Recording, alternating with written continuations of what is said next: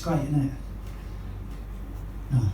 But I think in terms of, the way apps can work, I think actually we need to think a bit bigger than just, which person do we like, which person do we want to sleep with, which person don't we like. It's like, which country do we want to invade? Which country don't we want to invade? That sort of thing. So I've been just playing around with this. This is called Tinderbox number 1. And I like you. I like everything about you. I like your coastline, your cheeky little mountains, your rivers, your valleys and your lakes. Swipe right. I like your flag. I love your music and the way you dance to it. Do you fancy meeting up soon? I like you. I like everything about you. I like your resources, your sexy mineral deposits, your water, your cheap labour and your lax laws. Swipe right. I like your flag. I love your music and the way you dance to it. Do you fancy meeting up soon? I like you. I like everything about you. I like your proximity, your naughty media ownership rules, your news, your views and your censorship too. Swipe right. I like your flag. I love your music and the way you dance to it. Do you fancy meeting up soon? I like you. I like everything about you. I wait for you on the border, your rather flimsy little border. A proper chance to restore a little order. Swipe right. Thank you for last night. See, I told you I'd contact you again, and I did, which reminds me, I love my flag, I love my music, and the way you all dance to it. Swipe far right.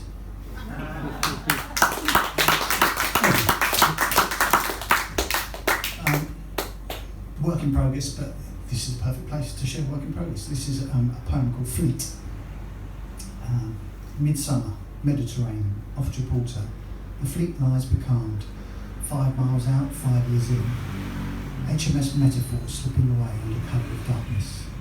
And nobody knew, not the night watch letting his gaze drift back to shore, nor the captain who was below decks. HMS Eternity, hold below the waterline. Rum rinsed, revelry rises above the pitch and roll. One more drink might help, one more night adrift should do it. HMS Dignity, marooned with no lifeboats.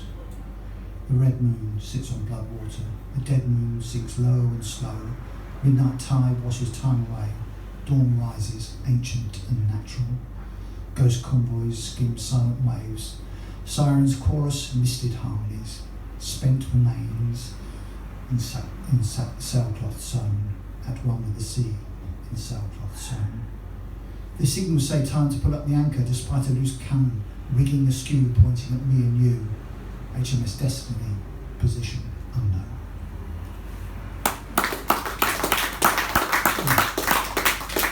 Do you have a name for that? I'll come back to you on that. No. I Trump. No, we'll come back to you on this. I was in England pre-Christmas. God, that place is miserable. It really is. I mean, I grew up there. I love the place, but fuck me, it's miserable. My apologies. Really is in a very, very peculiar frame of mind at the moment. So this brief missive is called I Bring Sad News from the Old Country. Dismantled. Touchdown Heathrow, disentangled, mangled flight mind. Those of you who are sitting on the left-hand side of the plane will get a good view of the city go up in smoke. Those of you who are sitting on the right-hand side of the plane will see nothing but real estate opportunities. Express train from tarmac to smoke black. We're expecting good service on all other lines. We apologise that we should not be stopping at Liberty Central, Unity Parkway and Freedom. I bring sad news from the old country. I bring mad news from the old country. I bring bitterness from the old country. I bring torment from the old country. Torment, bitterness, mad news, sad news. And all because she only wanted to be loved. That's to our Teresa.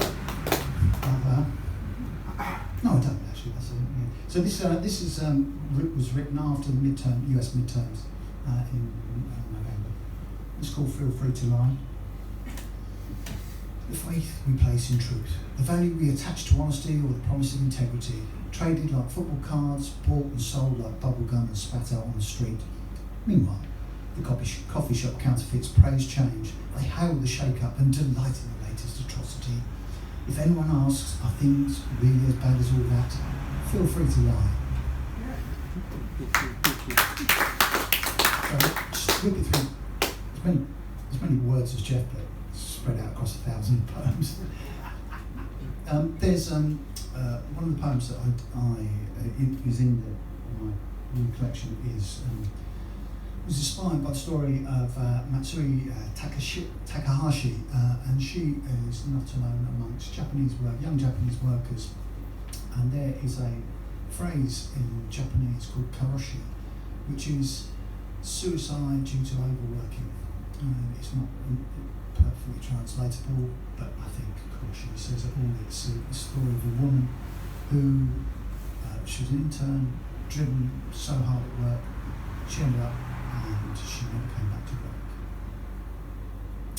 Another 2 hours, and then a break, some respite, a walk around my desk, another long hour, and then a trip to the cooler, a whole cup of water. Another silent day for them. My apartment, asleep, the deepest sleep, I'm done.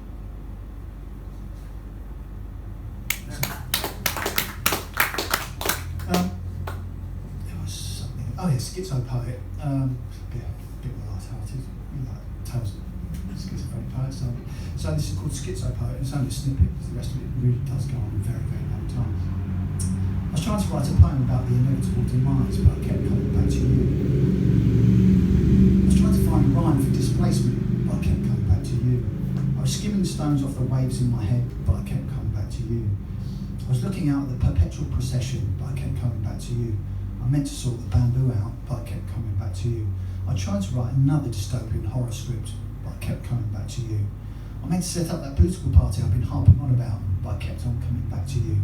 I keep coming back to you. And just a couple more. This final short one is there was a guy called David Andrade, who was the founder of the Melbourne Anarchist Club in 1880, something like that, which in itself I think is just fantastic. The Melbourne Anarchist Club, I mean, just imagine the membership card, the badge you get with it, brilliant. The days out, stovepipe hats, bomb under your cloak. I love those glorious days. Anyway, it's called In Days Like His, and again I apologise for the there is one root word in this, but in days like his, one can't help but feel that in amongst the pipe smoke, the chin stroke, the gin soak, that really what he really wanted to say was, up against the wall, motherfuckers, this is a stick up.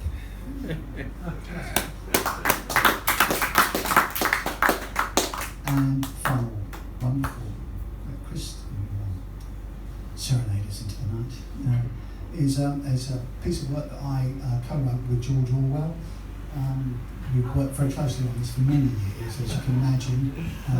Not a lot of people know how close we've worked together, but this is called a collaboration with Mr. Eric Arthur Blair, which was obviously George Orwell's real name, but was my pen name when I used to write for magazines in the UK. And the lady from one of the magazines I wrote for was very disappointed when I turned up. She said, I expected a proper writer. Yes. No, she's right. I expected a proper writer too. But anyway, this is a collaboration with Mr. Eric Arthur Blair. Midnight, Westminster. She sits at her desk with a single light on. No shadows fill the room. Death black cabs rattle down Whitehall from the Raymond Review Bar to the bitter end of Denmark Street. The ancient and honourable cadres shelter behind a blood-red cross on a clown-white flag. History to be abolished in the harsh glare of hate. The dumb descendants of Dunkirk abstractly sinking the fleet of hope under the waves of rage. Breeder on Notting Hill, he sits at the table staring at the microwave clock. Time moves insignificant yet inevitable. Drunken apparitions snake through holiday crowds. The rotting corpse of Geoffrey Bernard remains smeared across Cambridge Circus as the carrion crows pick up jihadist remains. The walls of Soho drip with spite. Meanwhile, B-52 bombers grind overhead. We're at war with Europe. We've always been at war with Europe. Bar Italia is boarded up once more and the camps on the Isle of Man open their gates again. Post-lunch pall-mall, he looks down at the bill, licking his sticky lips and calls the final meal. The battered rolling stock lurches out of town, slipping from inner to out of city, peering through the blackout blinds and the permanently left behinds, passing avenues of rusting containers and the low-loading trailers. Slapdash graffiti reveals just how we're told to feel. We're at war with Asia. We've always been at war with Asia, as dead hand signals turn green to red. Tea time in St James's. She shuffles into the room, wondering who on earth she used to be. Tin pot titans turn their gaze to the sky. The slightest trace of horror flashes before their hollowed-out eyes. They shift and fidget in their seats. We're actually at war with America. We've always been at war with America. Then they swipe the memory in a tick, and a banner ad brings them back to earth. All is well and all is good. Nothing to fear in this neighbourhood, except for tomorrow. Post-game show, the couple look at each other, quelling their anguish but fearing the worst. Satellites align and opening credits roll as new headlines echo and reverberate around the tower block tonight. We're all in this together. Defeat is not an option. Defiance is all we have. And then the anchorman leans in closer and whispers to the world, we're at war with ourselves. We've always been at war with ourselves. It is a war we can never win. Thank you very much. Poetry of Design magazine will be available from the 14th of February and in a